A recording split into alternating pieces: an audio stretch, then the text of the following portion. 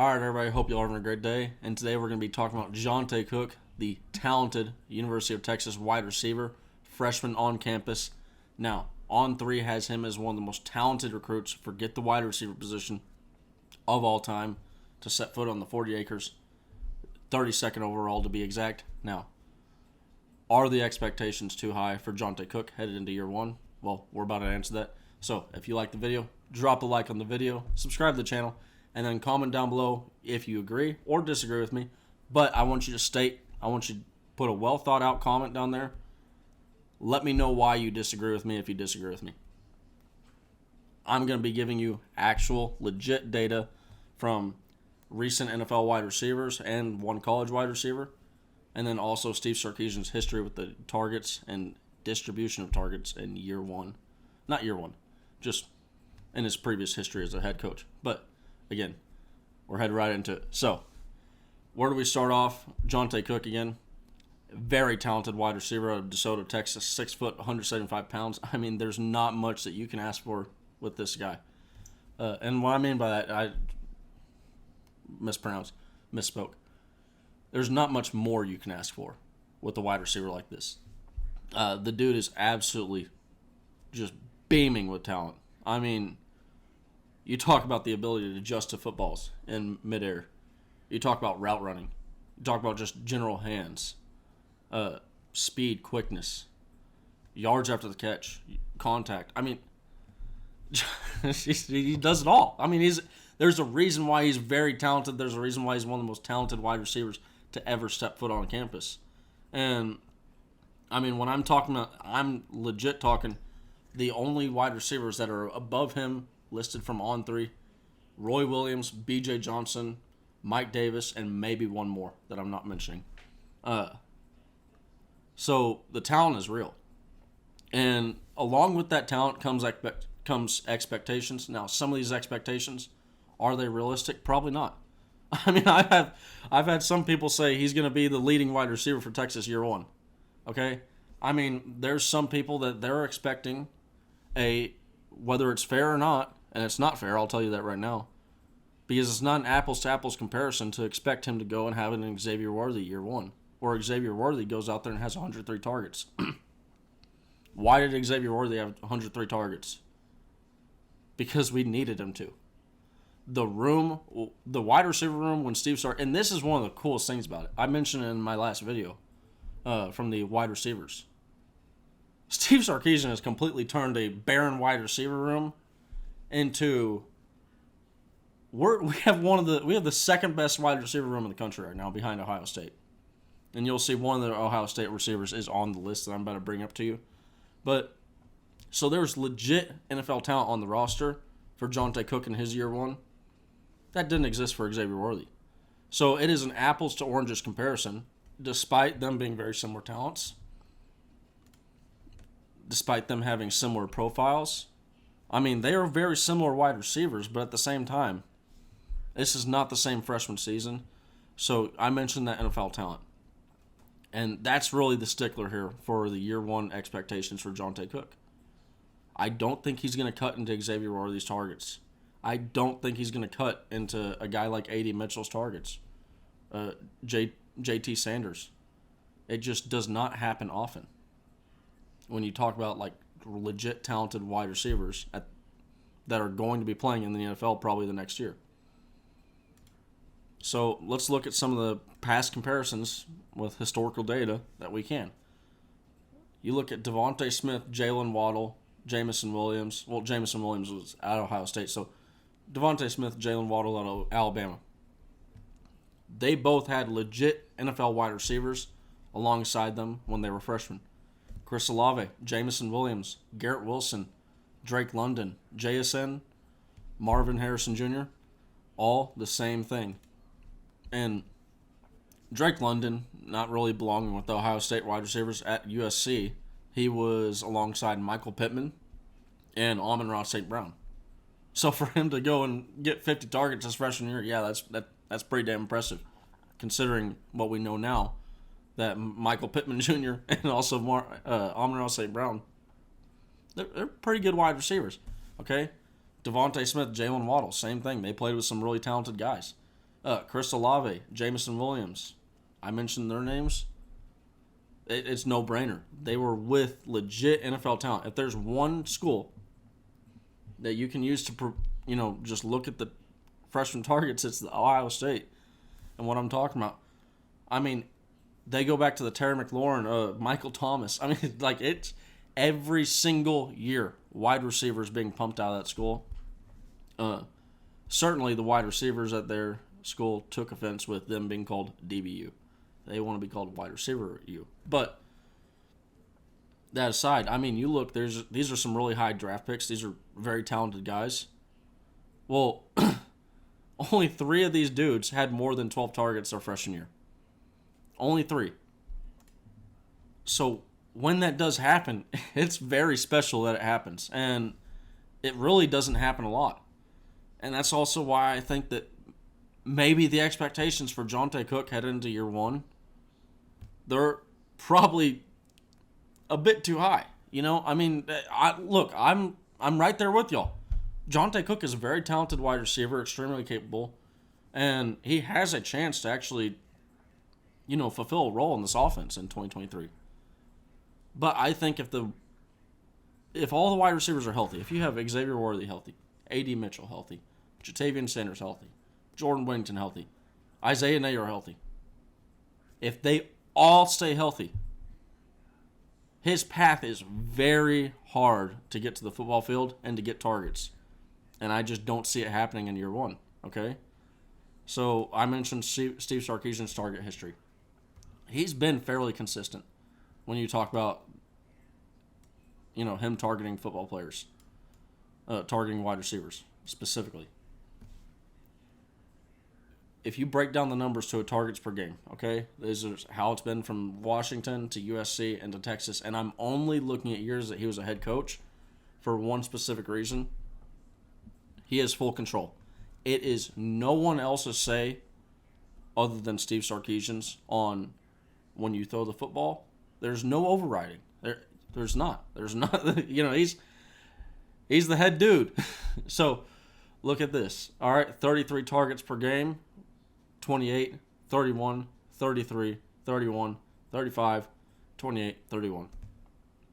He's very consistently staying in that 31 range with a low of 28 and a high of 35. I mean, it doesn't happen often that you're having a season where he goes out and goes really high or goes really low. He likes to stay in this, 400 to 420 range. Let's call it that. That's about an average season for Steve Sarkisian. Below 400 is going to be a lesser season where he's not throwing the ball as much. Probably ran the ball more. Look at Texas. We had Bijan Robinson and Roschon Johnson. Now that does not mean that Steve Sarkisian will not air the football out. He does, as you can see with his time at USC, 460 targets. I did not have the second USC season because obviously Steve Sarkisian was not the head coach for the full season, so don't have that listed. But at the end of the day, we can take these numbers and we can use them. So I mentioned below 400 is going to be a low season. 400 to 420, that's about an average season. And above 420 targets, that's going to be a high season. Okay, when we're talking high, we're talking about high volume, stuff like that. All right? So what would be a low prediction? And then before I actually, you've already seen it, but before I actually dive into those numbers that you just saw, there's a very important thing to understand with Steve Sarkisian and his offenses. He has one lead wide receiver. And that's just the case. And you're going to have to get over it if you don't like it. If you do not like the idea that Steve Sarkisian is going to pick one single guy to be his top dude, tough luck.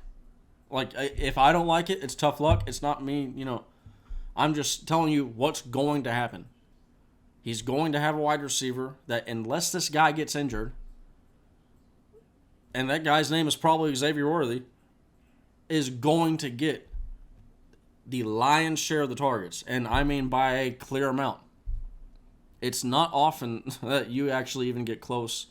It takes a Devontae Smith, Jalen Waddle season to even get close to having a similar number of targets with the number 2 guy. Okay? You look at his time now. Look at obviously with his time like at the Atlanta Falcons.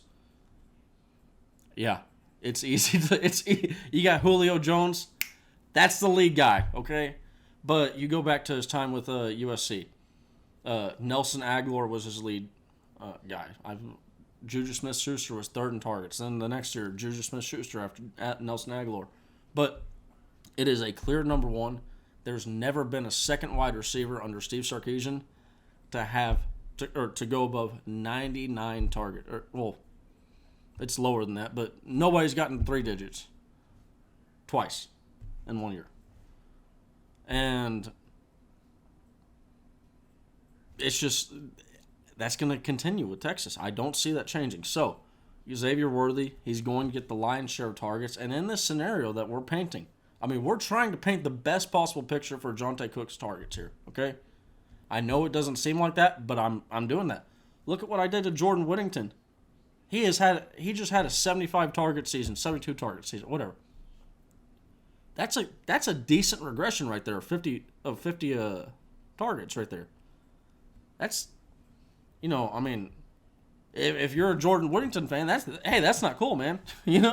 So Jordan Whittington, 50 targets. Isaiah Nayor, 15.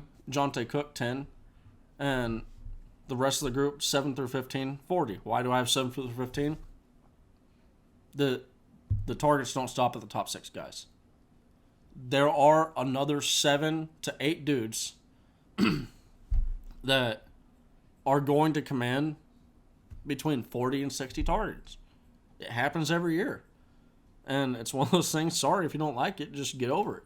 And also, I'm a gigantic Nayor fan. So, I mean, like when I'm sitting here doing this 10 targets with Johntay Cook, hey, I got 15 targets from Nayor. So, look, I'm trying to show, I'm not trying to, be some Xavier Worthy homer or anything like that.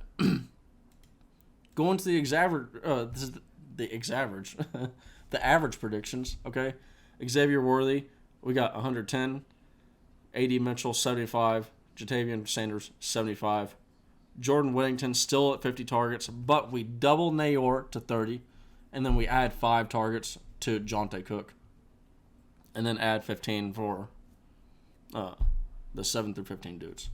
So, and when we're talking 7 through 15, we're talking about Casey Canes, DeAndre Moores, Ryan Niblets, Savion Red, Jonathan Brooks, Cedric Baxter. I mean, Gunnar Helm. It's going to happen. These guys, they do exist, and they're going to get targets. And it's going to be very similar to a Johntay Cook. I mean, you could honestly probably slide a Johntay Cook into there, but I'm just trying to show, for the purpose of this video, maybe we should pump the brakes just a little bit on Johntay Cook. But so in a high year, this is a high year of targets, and let me remind you, this is with everybody staying healthy. Okay? Obviously, if there's a guy that gets injured, if Xavier Worthy gets injured, all this goes out the window. Scrap the entire video, and Johntay Cook could have an Xavier Worthy freshman season. So, it just depends on the health. But this, to my point with the last video that I did, where I talked about the wide receivers, this is nice.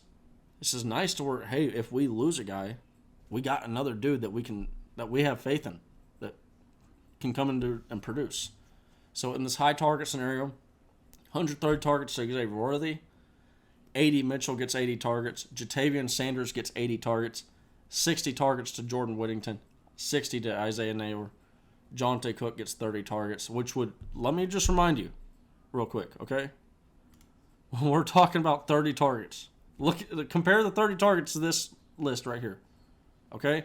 And then consider if he had 30 targets with the group of Xavier Worthy, A.D. Mitchell, and Jatavian Sanders, and Jordan Whittington, who all 4 of those dudes, if they have this season, if this season happens, all 4 could very well be in the NFL, out of the NFL draft.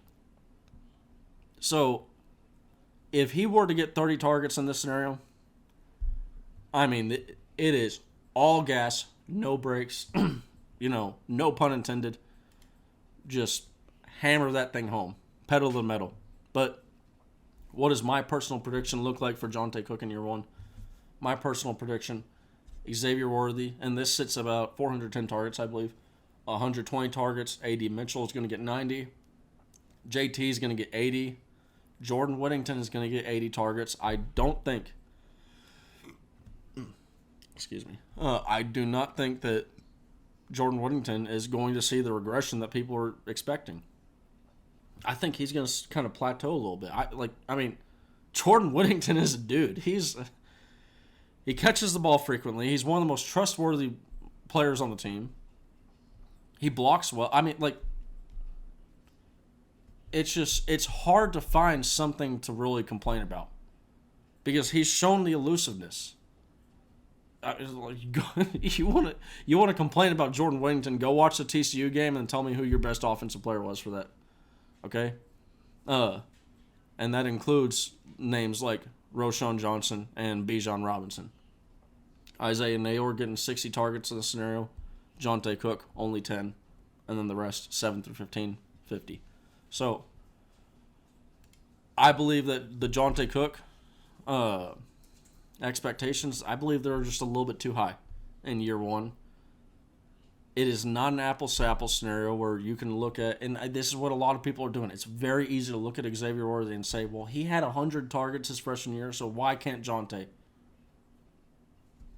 Well, like I said, Johntay Cook is entering a different level of wide receiver room than Xavier Worthy did. And actually, to that point, if we didn't have that level of need at the wide receiver room, I don't think we land Xavier Worthy.